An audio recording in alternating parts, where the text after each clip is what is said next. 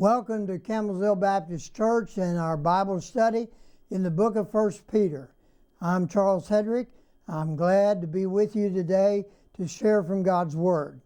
When we ended the last time, we ended in chapter 3 where Peter was talking about submission in marriage, the marriage relationship. And we had intended to get further along than what we did. We actually got through verse 6. So today I'm going to pick it up in verse 7 as we continue on looking at this idea of a Christian marriage, a biblical marriage. And I ended last time, talking about Sarah, Abraham's wife, and how she submitted herself to her husband Abraham. Not as one who was a dictator over her, but one that she showed love, honor, and respect toward because he was the leader and he was the man God chose to be in that place of leadership, and therefore she submitted to that. And so we continue on, and I want to make a comment now about Abraham himself. Abraham was not a perfect man, nor was he a perfect husband in any way. He made some bad choices. He even put Sarah, his wife, in a dangerous position because of her beauty in the eyes of men. He was not always honest. He lied. He was deceitful. He made a lot of mistakes. But Sarah loved her husband Abraham. She respected him. She lived in submission to his leadership role in the marriage because God created her to be in that role, and she was a woman of God, so she submitted to her husband. The culture today constantly attacks the role of women and wives in marriage. More and more Christians are falling into this satanic trap concerning the biblical guidelines on the role of women, especially in marriage. The culture is destroying marriages by saying to the women and wives, you don't have to follow any biblical teaching when it comes to being a woman or even a wife. You are not limited in what you can do. And so if women and wives want to be successful and acceptable to God, they're going to have to follow God's plan and not the culture plan. Be faithful to God, be faithful to your husband in the marriage relationship, and then God will allow you to be in this world what He wants you to be. Lest you think I am attacking women more severely than men, God has a similar plan for the man, the husband, the father, the leader of the home, and the leader in the church. In verse 7 of chapter 3, Peter says to the husband to live with your wife. This is more than just having the same address as your wife. You are to live how? In harmony with your wife, in submission to your wife's needs, to share in all things in her life as well as your life. We are just as responsible to the wife as the wife is to the husband in a biblical marriage. What are some things we men or husbands need to do? First of all, we need to have a personal, daily relationship with Jesus Christ and the Word of God. Most don't, and that's a reason for some of the problem. Second thing, we must develop a closer relationship with our wife as her husband, as her man in the family. Men have to learn to become men and stand up and be for his wife what God designed him to be. Most men need to spend more quality time with their wives and allow communication to go on between the two. This is something that takes great effort, and it's something I was married 40 years to my first wife, and now 16 years to my second wife, and it's not easy to communicate in the kind of cultured world in which we live in today. So I even struggle with it. Everybody will struggle, even if they're not a Christian, but particularly if they are a Christian. Husband and wives, how do they relate to one another? Well, we must dream dreams together. Dreams for their marriage, dreams for their family future, their children, their grandchildren, their careers, their walk with the Lord, their faithfulness to God. Men need to laugh a little bit more, and that's what part of my problem, People say sometimes to me, "Well, you're too serious." Well, I realize that, and I'm making an effort trying to do better at that. But we need to laugh a little bit with our wives. She wants to feel like her husband is communicating with her through the little things that mean so much to a wife. And sometimes to we men, we just kind of pass it by and ignore it and go on. Many men, especially younger men, need to spend more time with their wives and their children, lest they lose respect and honor for their father and husband. Many men need to learn early on how to better take care of themselves. I'm having a lot of health problems now with myself. Some of it, a lot of it maybe, was due to maybe some things I didn't do that I should have done. We have to learn things, in some cases like me, the hard way. God has a plan, husband, in our marriages. This is a priority with God. It's got to become a priority with us as Christian men, as husbands and fathers. You're responsible to God for the way you conduct yourself in the marriage relationship, in the family relationship. Now, it's easy for men because we're created different. We're not like women. Women are not like men. So we have our differences. Men are created for a career busy life. That's what God says, you will get out and you will make the living. You will provide for your family, giving them a safe and secure place to live. And it's easy for men to get caught up in a career so busy while ignoring the responsibilities that they have to their wife and to their children. Ignore your wife, men, and your marriage will suffer as a result. Learn that it takes strong effort on the part of man to love his wife, to respect her, to meet her needs that God created her with, and to place your wife there as your partner and as the one you're going to walk faithfully beside every day. What Peter is saying about wives and husbands is being rejected in our culture today. Listen to Peter's statement.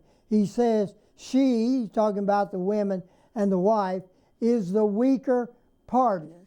Now, the idea is totally rejected by secular, humanistic, cultured women today, that the women are not weaker than men. They're just as strong and they're just as intelligent. That's not what he's talking about. Yes, there are many women who are as strong as men in many ways, as intelligent as men. And we need not try to minimize their intelligence and the things that they can contribute to. Some take the word weaker to mean lesser. And that's not what weaker means in the Bible here. In the Greek culture and language, the weaker vessel speaks to the human physical strength of a woman as compared to a man. a man is physically stronger than a woman. Does not mean she is weaker in intelligence, weaker in her ability to do anything, to be a leader, or to have the inability to do the things that she knows is the thing God wants her to do. The woman is clearly not a weaker vessel in spiritual matters, and her husband is somehow superior spiritually to her. In fact, many wives, many women, far exceed their own husbands in spiritual maturity and growth. The wife being the weaker sex does not mean she is morally weaker or emotionally weaker. The wife is as much an heir in the kingdom of God as any man or any husband ever thought he was. In God's sight, the wife is a precious gift God has given to the man, to the husband. Remember why God created the woman. Man needed a helpmate, a helper, someone he could trust, someone who would trust him. And God said, let us create woman in our image, not man's image, God's image, in our image as a helpmeet for her husband. And that's why women have the role they have in marriage. You women and wives, God holds you in high esteem as any man or any husband. When husbands treat their wife like God commands them to, Peter says, nothing will hinder your prayers. Now, what does it mean, hinder your prayers? It means your communication. Your communication in prayer, first of all, with God. And then it carries on in to your relationship with your wife and eventually your children. The word hinder here actually has the idea of being cut off. The wife, we do not want to be cut off from God as the people of God, or blocked by God for the responsibility He's given to us as husbands and wives. Men, you are the spiritual leader of your family, including spiritual leader of your wife, on an equal basis with your wife spiritually. What about your prayer life? What about your relationship with your wife in prayer? If you want to have a successful biblical marriage, prayer, a Bible study, and commitment 100% to one another is the only answer. That's God's plan. You see, God connects our prayer life to how we treat other people.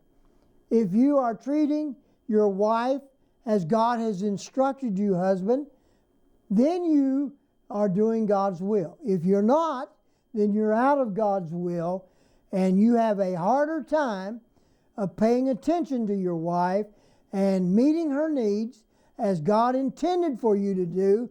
Therefore, it hinders your prayer and your relationship with God.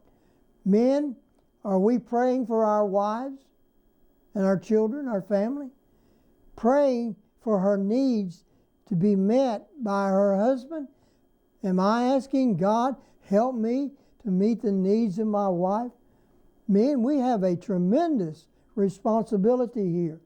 Are we praying for our marriage to be successful every day? Do we wait and pray when the marriage gets in trouble? That's waiting too long. I'm not just talking about young husbands. I'm talking about men and women who have been married 40, 50 years that are now getting divorces because their marriage relationship has broken. I want to finish out this section that we started last week by saying, men and women, husbands and wives, you are created equal in God's sight.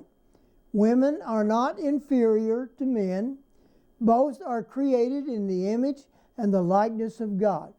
Both are to be submitted to God first and then submitted to each other in order to have a godly marriage.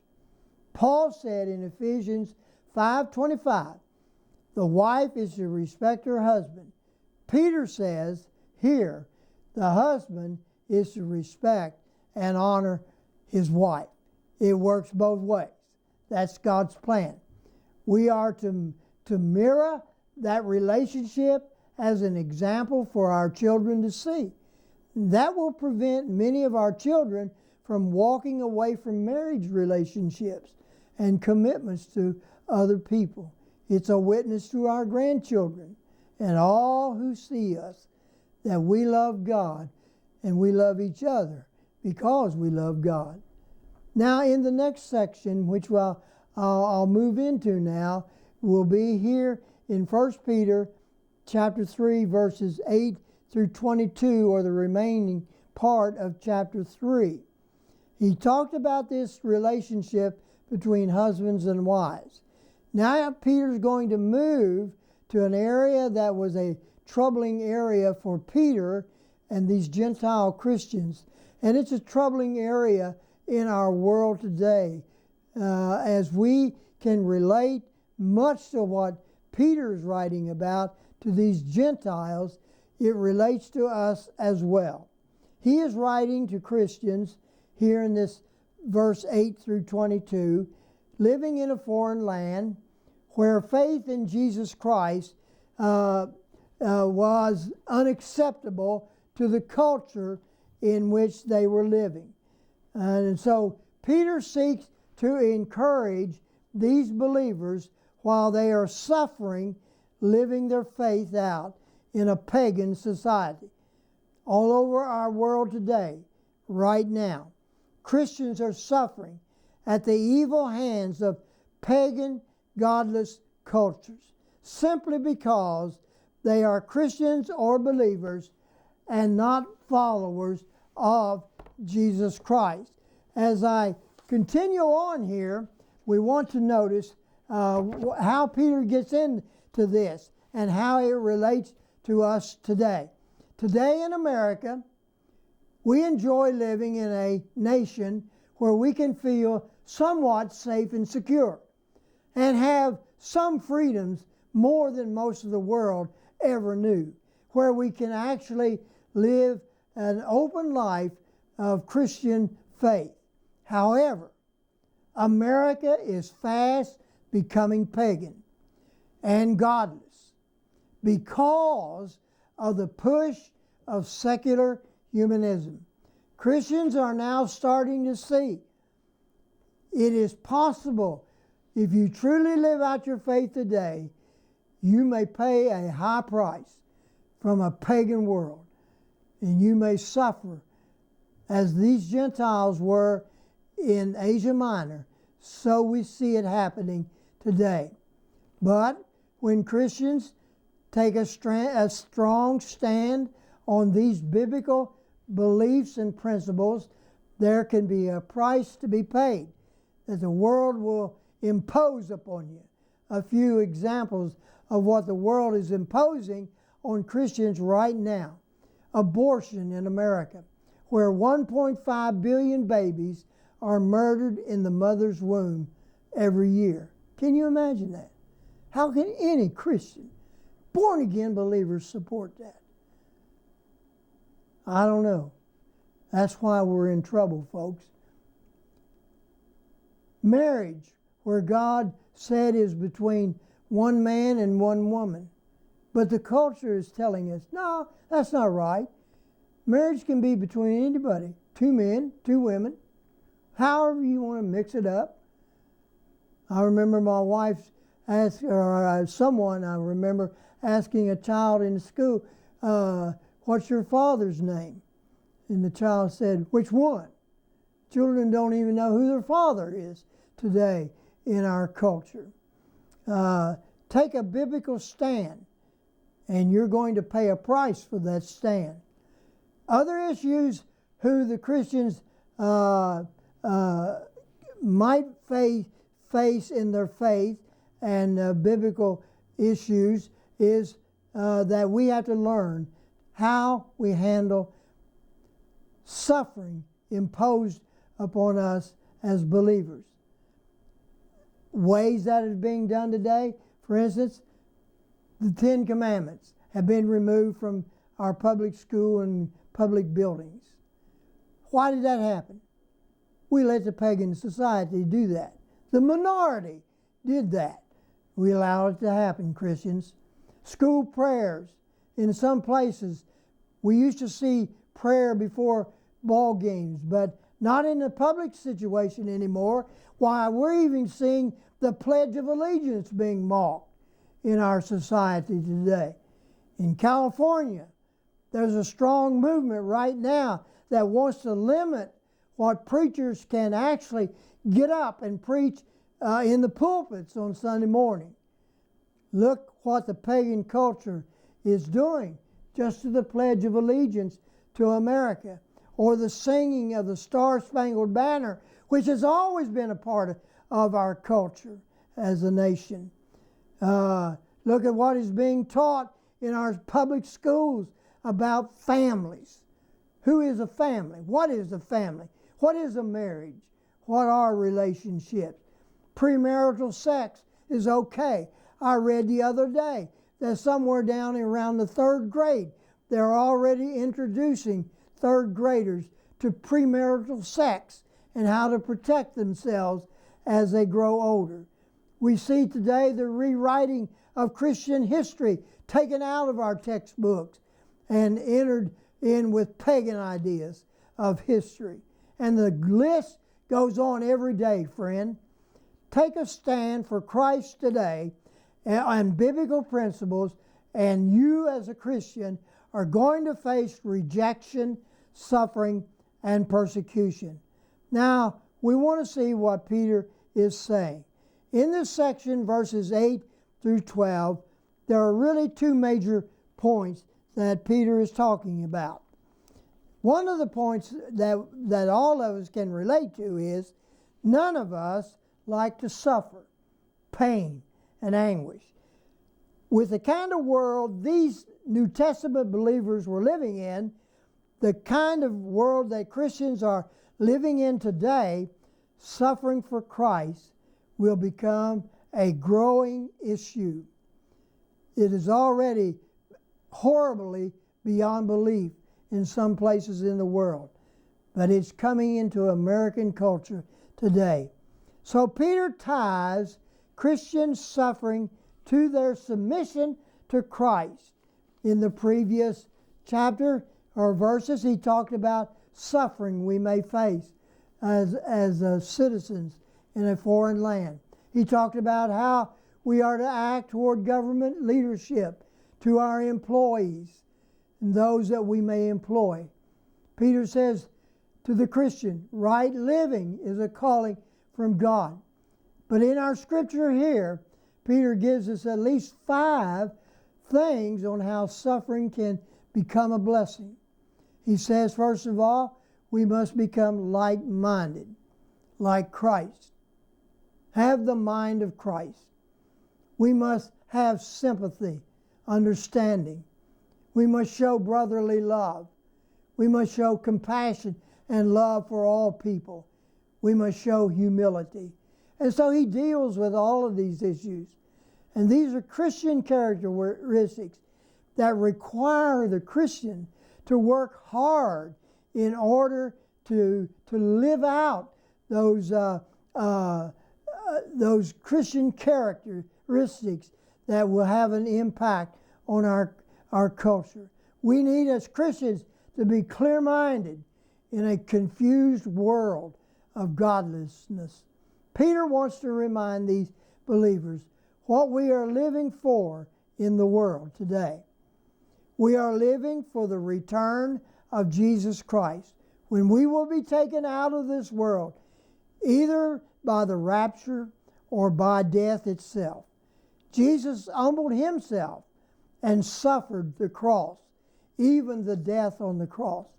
As we are living in this world, we are to show the mind of Christ by subjecting ourselves to the suffering that may come from our knowing Christ in our heart. Let me read some verses here, starting in verse 8 of chapter 3. Finally, all of you be of one mind, having compassion for each other. Love your brothers.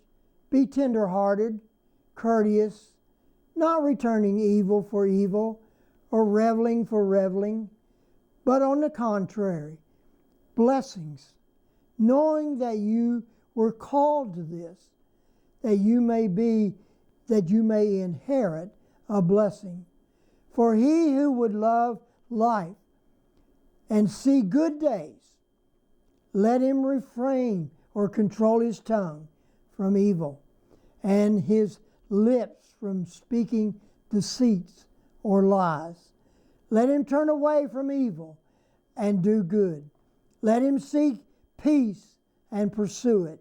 For the eyes of the Lord are upon the righteous, and his ears are open to their prayers.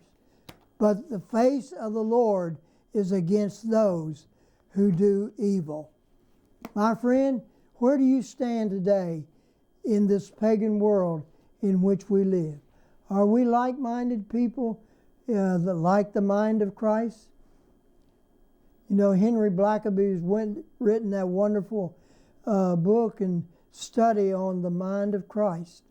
Christians need to learn how to receive and express the mind of Christ in our lives, in this cruel pagan world in which we mean. What does it mean to be like-minded with Christ? It means living in harmony with Christ, living in harmony with our fellow believers. Now, we like to claim we can live in harmony with God, but oftentimes we find it difficult to live in harmony with our fellow believers and especially unbelievers in a culture that is so pagan today. But Jesus said that the greatest commandment is to love God first and then to love others secondly. Christians need to be clear-minded in this confused world in which we are living. And we are living, waiting for Christ to come, take us from this world, either by death or by rapture. Now, he says, to do this, we must have sympathy, understanding. Means that God is going to bless us when we learn to suffer and not turn our suffering into evilness and hatred and disregard what God has planted us here to do, called us to do. Peter just spoke about the wife and the husband in their relationship in marriage, telling them to be sympathetic toward one another. To have sympathy means to have understanding and to feel one for one another. When they hurt, we hurt. When they rejoice, we rejoice. We have to have that witness in the world if we are to be make an impact in the world. Otherwise, the world is going to exploit us, make us suffer, make us pay the price for taking a stand, because we so often start treating the world the way the world wants to treat us. And that is not God's plan for the Christian or for his church. And so Peter will move on down through some of these things as we study in this portion of Scripture as to how we are to conduct ourselves in our relationships with people beyond the marriage now, or to the pagan world in which we live, and how we relate to people down the road in the future. He's going to talk about loving one another, the people we are associated with, how to be compassionate toward one another, how to live in humility with one another. And so he wants to go on and show the Christians this is what we are to be. This is our calling in this pagan, evil, cultured world in which we live, in which they are trying to impose their ways over God's ways. Peter said, be faithful to God. Let's pray. Father, thank you for this day, this study. Help us, Father, to apply your word, that we might be faithful to you in all we do. In Jesus' name, amen.